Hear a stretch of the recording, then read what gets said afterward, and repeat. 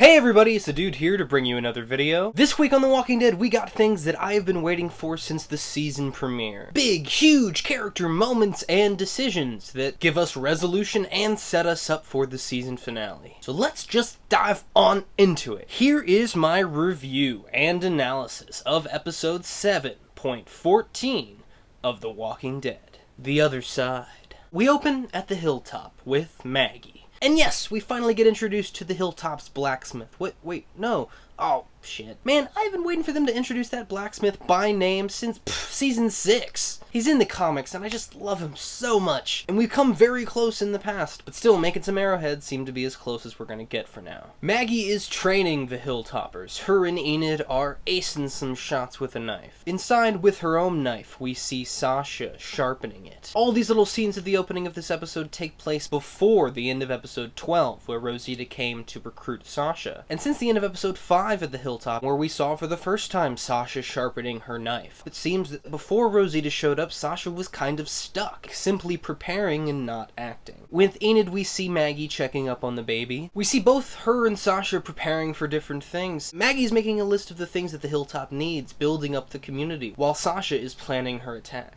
But then we see that Sasha isn't in it all for herself. We see her training the Hilltop people to use knives. She wants to help Maggie and Jesus while she's still alive to do it. In the training group, we actually see the, as of right now, unnamed Hilltop blacksmith, training alongside the guy that Abraham saved in the Hilltop episode of season 6. The one he almost killed before the woman he loved flashed before his eyes. He was the catalyst for Abraham leaving Rosita for Sasha. Later, Jesus gives Sasha a map of the sanctuary, keeping it from both Maggie and Enid. Later, we see Daryl sitting alone outside the trailers. Maggie comes over and gives him some food and then hesitantly touches his arm. He doesn't really respond to her and she walks away. Before re-entering her trailer, she has to compose herself. We've all been waiting for Maggie and Daryl to talk about Glenn since he died. I had worried that back in episode 8 when Daryl escaped the sanctuary and went to the Hilltop, that maybe before he met Rick at the end of the episode, he had already had this resolution with Maggie. But this tension we see here tells me that no such conversation has ever taken place. This made me overjoyed that I was definitely going to see this episode. Then we see Sasha for the second time in this opening montage over Abraham's grave. But here it seems like she's less mourning, but somewhat saying goodbye. She seems very emotional, to where it feels like she's made up her mind that she's ready to die for Abraham and leave these people she loves. The next day, after Gregory drinks the last of his alcohol, put out by his people secretly training, we see Rosita entering the Hilltop, catching us up to where we were at the end of episode 12. Seemingly straight out of this conversation, Sasha heads over to Maggie and Jesus' trailer, possibly to tell her that she's going to leave. But as she's approaching, she overhears them talking. Maggie says, "Sorry for taking over your trailer." He's like, "Yeah, I grew up with a lot of people around. Big family," something she can relate to, and he says, "Group home."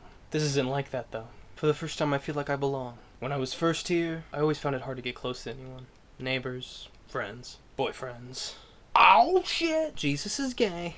This is something that I've known since I read it in the comics, but I gotta say I'm not a big fan of the way they revealed it. In the comics, I'm pretty sure a guy comes into his room and just kisses him on the mouth. We got to see it in action, and it didn't have to be delivered in dialogue that just gets us there. In the comics, I actually didn't love that Jesus was gay, and it's for no reason you might think. I mean, not that there's anything wrong with that. But in the books, Jesus was a scout for a community who was sent out to look for other people to join the community. This is the exact same job description that Aaron had, and in the comics, both him and Jesus are introduced in kind of the same way. They stumble across some of the group and bring them to the new community. I always thought it was kind of lazy, and I never really liked that they were introduced the same way. So when it turned out that Jesus was also gay, I was like, isn't that kind of what you want to avoid? Having characters be too similar? That's why in the show, when Jesus was first introduced, he was introduced very differently, stealing their truck, causing a little bit of trouble, and maybe at first not being such a good guy. So I thought that maybe if they were really trying to make them feel like different characters, that they would change this up. Of course, they didn't. And I guess I'm happy that they didn't. Maybe him and Aaron can get together after Eric totally dies. We then see Sasha, and it seems like she's decided not to tell Maggie. At least not right there when they're having this moment. Over that, we hear Maggie talking about how they should get the unnamed blacksmith to make them some more spears so they could maybe trade with the kingdom to get some body armor. What we really need is some riot gear. That line to me is so strangely sweet. In the comics, while in the prison, Maggie and Glenn are the ones who find all the riot gear that the rest of the team used for quite a while. In the show, Glenn famously made fantastic use of this riot gear, and it's sweet and subtle to see it brought up here. Back in the trailer, Jesus and Enid catch Sasha looking through Jesus' special stash of bullets. The two try to stop Sasha, but she won't have it. They say that Maggie needs her, but she says no, she has you. And she's got a point there. Comic book Maggie does not have Sasha. She has Jesus and Sophia, Carol's surviving daughter, that was replaced by Enid in the show. So structurally, for the future of Maggie's story, she doesn't really need Sasha. Jesus allows her to go, as long as she tells Maggie first. After he leaves, Sasha tells Enid that she has to take care of Maggie. She gives her a little piece of string, something she's been making for the baby. And then Enid says that in 10 minutes she's telling Maggie about the plan. That's protecting her. She leaves and Sasha smiles, proud that she's leaving Maggie in the hands of someone who's really going to care about her. She then quickly gets her stuff together. Before, outside, Cal, the guard, says, "The saviors are coming!" Enid and Daryl, who hasn't moved from his position the night before, sitting, sulking on that picnic table, go try to find Maggie. Rosita comes into the trailer, having somehow not been spotted by anyone, and her and Sasha take a secret exit out of the hilltop. What an incredibly useful thing that I hope is used again in the future. Elsewhere, Daryl, Enid, and now Maggie were about to head for the secret exit, but apparently don't have enough time, and instead go for a storage basement. The saviors pile into the Barrington house, and Gregory peevishly pokes his head out. "Simon, hello. Right back at you, Gregory. Hello." That is a double line. For those few of you unfamiliar with what a double line is when a character says a line once and then the line is said again, but with different inflection for more emphasis. It happens literally all the time in the show, and since the beginning of the season, I've been keeping a tally. "Hey, you want to talk in my office? I got a bottle of gin my people found. You're a gin man, right?" "I'm a man of shifting specifics, taste, and transition. I'm into tequila now." Gosh, I love Simon. I'm glad that the war was pushed to next season so we can just get more Steve Ogg. Here, having told Gregory last time that he was a gin man is obviously just throwing him for a loop, keeping him on his toes. So similar to the way Negan acts. It's fascinating and hilarious to see him at work. And Gregory is so consistent. He's like, "You know what? I respect that. Tequila, double line."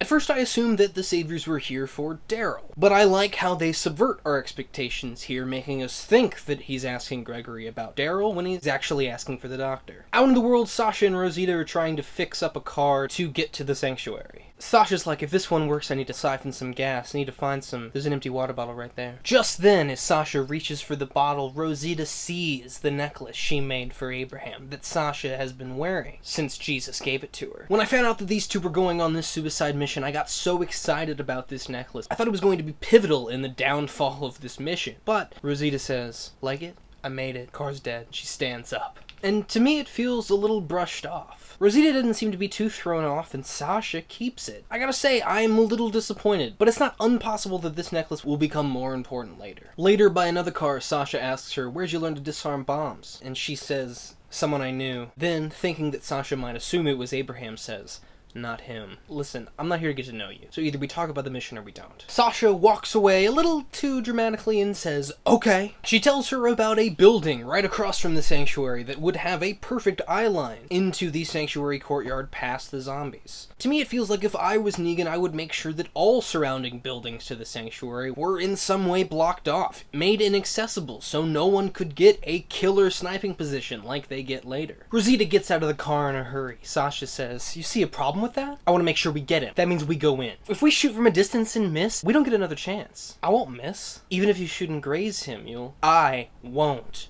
miss. If we go in and get caught, I won't get caught. What the hell's wrong with you?" They spot some zombies and don't waste any time. If this is too much for you and you want to bail, now's your chance. "I'm not going anywhere." "Well, I'm done talking about it." "Good. Maybe you'll think about it. Maybe you'll change your mind about what it takes to get what you want." I actually love this. This whole bit here is all one long shot, from the car down to the zombies and the rest of the scene, and I think they both give really strong performances, clashing ideologies, and it really highlights the issue that Rosita mainly has been having this whole season, getting what she wants the right way. And it's good that not just Gabriel and Tara, but now Sasha, are working to get through to her. Back at the Hilltop, Enid tries to distract his savior from going into the hidden storage room that Maggie and Daryl are in, and this guy is super creepy. He might as well just be Creepy Davy Point 2. It's unfortunate that Enid has had to be in 2 scenes dealing with overtly creepy saviors. But it doesn't work. He takes her knife, the one she was practicing with earlier, and heads into the storage room. Inside, it's very tense. Not so much because we think that he's actually going to find and report them, but more because we're wondering, oh shit, are they gonna have to kill this guy? And if so, are they gonna have to hide his body? Oh my gosh. He gets close, and Maggie sees Enid's knife on his side. And she just shows how much of a fantastic actress she is, just in her eyes, the fury she feels. We can see how much she wants to kill him, but she doesn't. Next, Simon goes into Dr. Carson's room. Says, congratulations, you're moving up in the world. Negan wants you where he is. He looks at Gregory, disappointed. I have patients here that need me. Why does Negan need 2 doctors? And Simon doesn't say anything, he's just...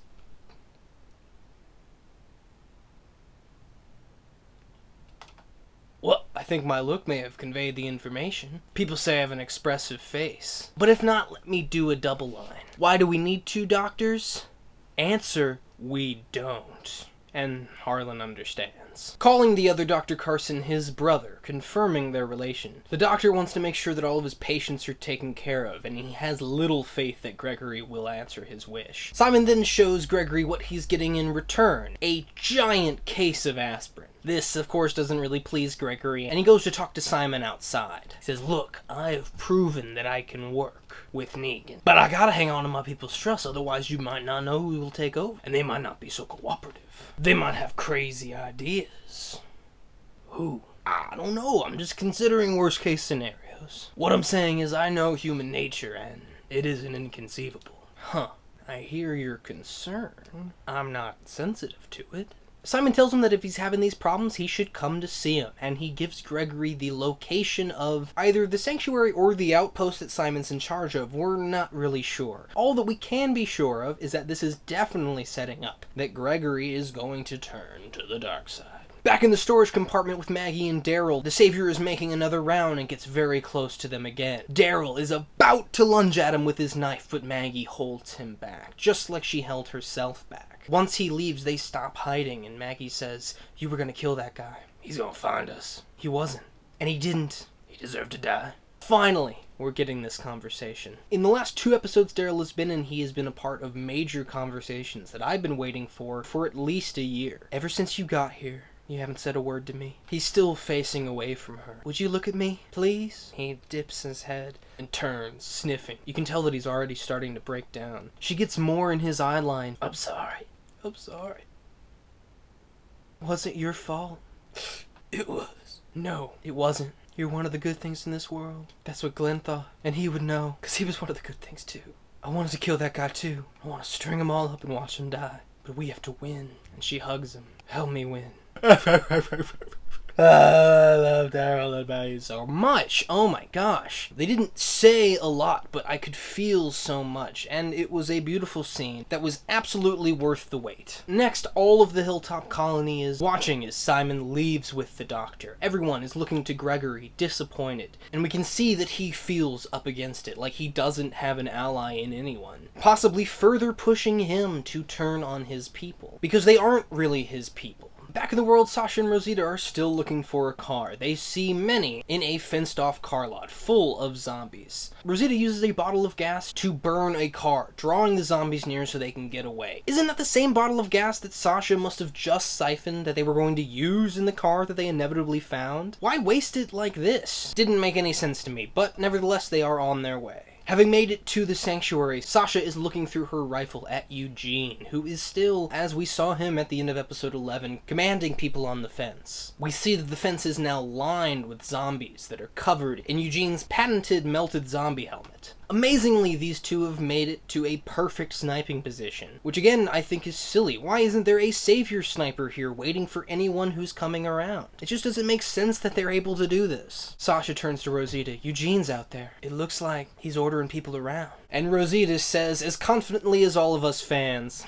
playing some angle. The confidence that Rosita has, that she imparts on the audience, makes the reveal and twist at the end of the episode dealing with Eugene even more satisfying. Rosita then connects with Sasha, teaching her how to tie a knot. She then goes and sees Eugene for herself. Or at least that's what would have been possible if the lens cap had been off the scope. Sasha tells them that they're all lucky to have Rosita, that she knows so much. And this touches Rosita, and it makes her open up almost completely and right away. She starts to list off all these guys she's been with, and all the things she's learned from them. She says that she hated not being able to protect herself, and even more, she hated that other people thought she didn't know how to protect herself. And this helps me understand better why Rosita keeps pushing all this help away. She doesn't want to feel helpless. Part of the reason she was with Abraham is because he had confidence in her. And now that confidence, the confidence she was looking for so long, is gone. I really get Rosita more, and I think it's a beautifully done scene because of that. You know the thing that killed me? When he bounced, I thought I hated you. Maybe I just hated that he figured his shit out first.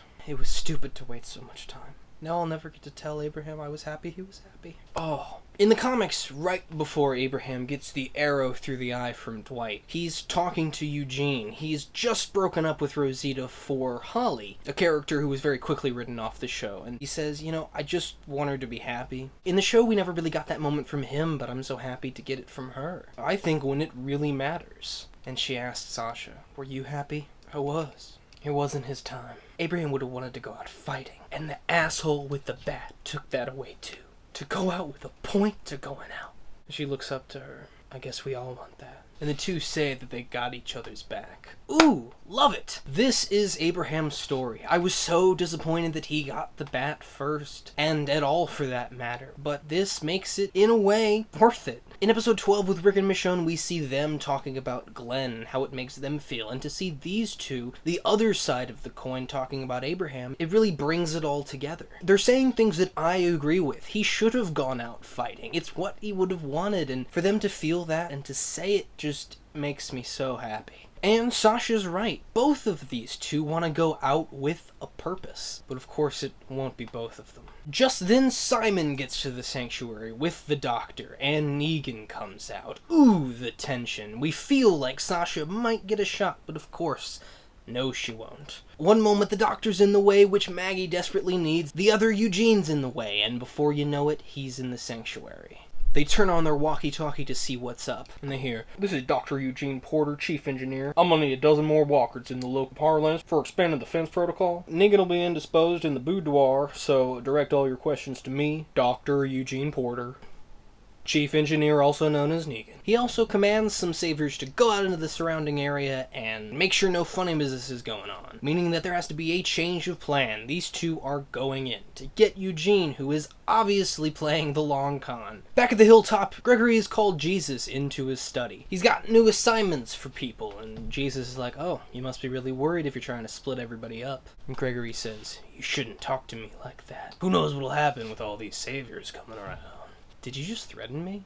I look out for my friends, and I just realized we're not friends. Just then Cal comes in with a bottle of tequila. An obvious gift for Simon. It sounds like Gregory's planning a trip to the sanctuary. Cal shows Jesus out, and outside, Daryl confronts him. "Where's Sasha and Rosita?" Ooh. Later at night, Eugene has brought a savior out to the fence. He's talking some mumbo-jumbo when all of a sudden, the savior gets sniped through the head. Eugene cowers down to the ground. Rosita and Sasha show up. "Get up, we're breaking you out." Eugene sits there, trembling, and he squeaks out, "No, I'm not going with you. I didn't ask you to come, so go." And he leaves. Rosita is obviously furious, lying sack of shit. They cut a section of fence open and Sasha says, "No, I'll do it, you keep watch." Rosita listens, and as she does, Sasha passes through the fence and locks it behind her. "What the hell are you doing? Go. It's not your time. There's gotta be a point to it, right? They need you." Sasha smiles as she walks away, killing a savior on her way in. Wow!